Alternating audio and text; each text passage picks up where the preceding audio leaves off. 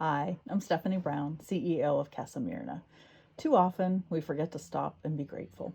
Too immersed in our busy lives, our distractions, and even our trauma, we forget to appreciate good days, good deeds, and good people. So I want to be explicit in expressing my gratitude for each of you. Thank you for supporting our first virtual breakfast, and thank you for providing unwavering support for Casa Mirna and survivors during the pandemic. At Casa Mirna, we have a lot to be grateful for. We've all been affected by COVID-19, and many of our staff and program participants more than most. And yet our staff heroically continue to support survivors. While we're practicing physical distancing and working remotely whenever possible, our staff continue to support survivors in shelter programs and are delivering much needed supplies to survivors in the community.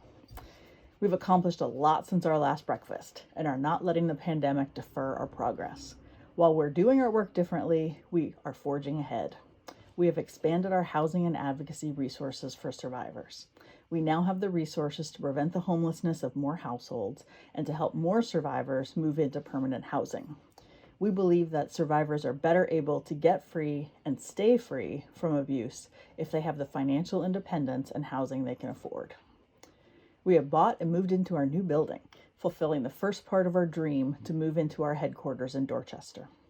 For this new phase of our life, we're coming out of the shadows, we're stepping into the light. We know that we cannot end domestic violence on our own or by hiding.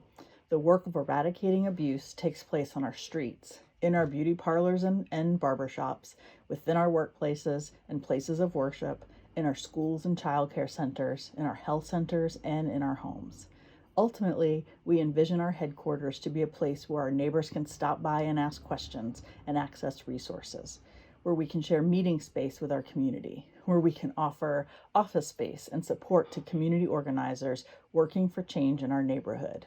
In the fall, if we're able, we will host an open house. I hope you'll be able to join us.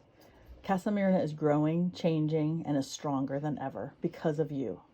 As part of our movement to end domestic and dating violence and sexual exploitation, you make good things possible for survivors. By giving, you provide vital supports for survivors to get out of abusive relationships and to heal from trauma. You show that you will not tolerate abuse or oppression. And by speaking up, you tell survivors they are not alone and that there is hope.